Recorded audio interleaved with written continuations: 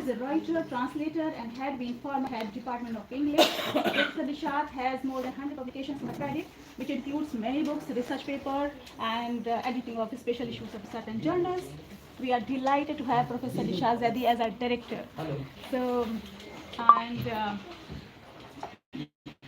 before I ask Madam Director to introduce today's speaker to us, of course she has a rich profile. I'll request Gargi. You are here, Gargi. We honor our esteemed guests with a starting, please. Thank you, Gargi.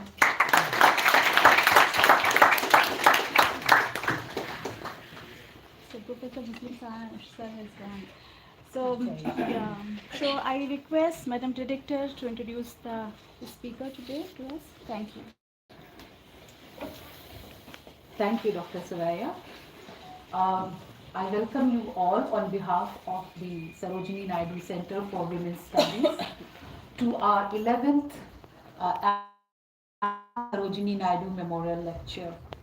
This particular lecture is a very prestigious one. It has been delivered in the past by renowned activists, scholars, and academics like Vandana Shiva and Urvashi Butalia, Zoya Hassan. So all the leading feminist scholars have delivered this lecture. This year it is even more special because this year the center is celebrating its 25th anniversary. It has completed 25 years. The center was established in the year 2000 under the aegis of University Grants Commission, and ever since it has evolved, grown, prospered, and made, even that the center has run, center has made significant contribution. The center also has been running a journal,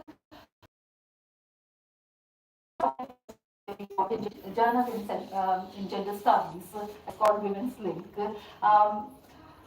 The center is named after Sarojini Naidu, and on 13th of February, we celebrate birth anniversary of Sarojini Naidu. And now that Professor Rita Kothari is delivering this annual memorial lecture on the 25th anniversary of the center, I think this is not an ordinary coincidence, because Sarojini Naidu combined politics and literature in her personality in unique ways. If you look at her politics, she talks about battle for India, and she was a very, very vocal speaker and vocal feminist. But if you read her poetry, exotic, as mimicry, and mimicry of the British romantic models. She in fact began with the desire to be Keats of India, but once you read her poetry alongside her politics, you will realize that her ventriloquism actually conceals a double voice discourse, which is very politically charged, and there is a need to go back and Professor Rita Kothari to share with us, and Rita's whole journey. I mean, she has a glorious career, and as an academic, she has she has made significant contribution and intervention in the field of translation studies, in the field of Indian literatures, and also our understanding of our knowledge systems, production of identity, and so on. The poster in which you can read, but Rita's work actually extends far beyond what is there in the poster. She has published a large number of books, which include translations, her theoretical interventions on translation studies, and also a book that I really enjoyed, which is called Memories and Movements, Borders and Communities in Barni, Kutch, Gujarat, which I believe, coming from Rita, it is not a surprise, because after all, our lives are manifestations of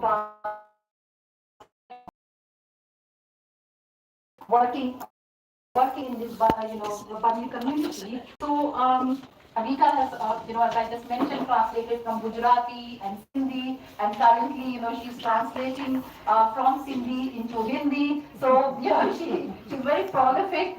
I won't read her resume, but, I will leave it to you to go out and explore her work and read her work. Then only you can truly appreciate the scope and of her work and the significance of her work. So I welcome you, Professor Kothari.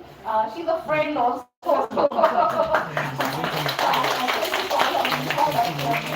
Very warm welcome to you, Lisa, once again to Jamia. You have been an old friend of Jamia, so yeah, please.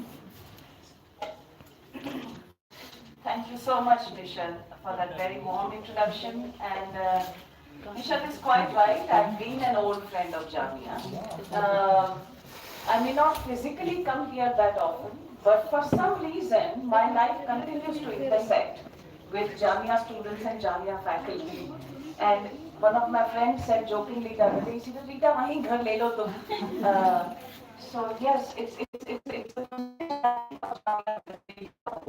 तो वो अपनापन होता है ना वो लगता है मुझे हाँ so thank you so much and it's an honor it's a privilege to be delivering this Sarojini Naidu memorial lecture. Before I actually begin to read out the talk, which is based on ethnographic work that I carried out in this region called, which you will not have. Right? Maybe now you do, but at the time when I was working, even at the time when the book was published, Bani nahi thi maps pe. Interestingly, it is also the region where our beloved Prime Minister started what he called Ranotsav, the desert festival. And it's very interesting that the Gujarat state actually promoted the region as this sort of pride of Gujarat and its multiculturalism without actually knowing that the narratives of the region critique Gujarat, whom I write about, and the region is actually to Sindh or sometimes to Balochistan and so on. But in the way the desert festival came to be, nobody is asking those pastoralists as to how do they see themselves. I mean, there is generally a lot of celebration around the trade and the embroidery of the region and so on. So I will come to the region shortly, but I also want to begin to actually first a little bit.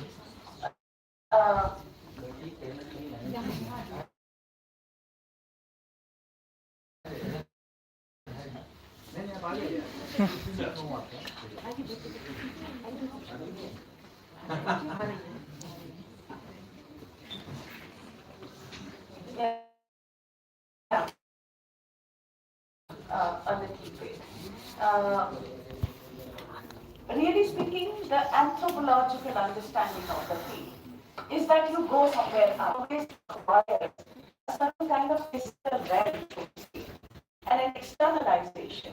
But I do think that the field is constituted by the nature of inquiry we bring to it. And it does not have to be sort of so external and it does not have to be a physical realm. Although in this particular case, I am talking about my field work not only with respect to women, but also in some sense guided by men in the region of Bali where I worked. But the reason why I'm actually prefacing this is to say that before I did this work, which is somewhat around 2008 to 2013, by the time I finished in 2013, the region had actually been put on the tourist map as desert festival and so forth. At the time when I started, it was a very, very unknown region, right? But even before this particular project, I want to go back to certain important moments in my own sort of a career as somebody who sort of reflects upon the questions of what are women's narratives about. I remember many, many years ago, before I had actually begun to write my work on the Sindhi experience of partition, which is one of my early monographs, a book called The Burden of Refuge. This came out in 2007, and it is actually, it sort of documents how, compared to the Punjabis and compared to the Bengalis, the Sindhi experience of partition, as in the fact that the Sindh is not divided into East Sindh and West Sindh, but the entire region goes to Pakistan. What were the processes of refugee rehabilitation of the Sindhi community when they came to the states of Gujarat and Rajasthan and Maharashtra and so on? Uh, so much before actually an aunt of mine, uh,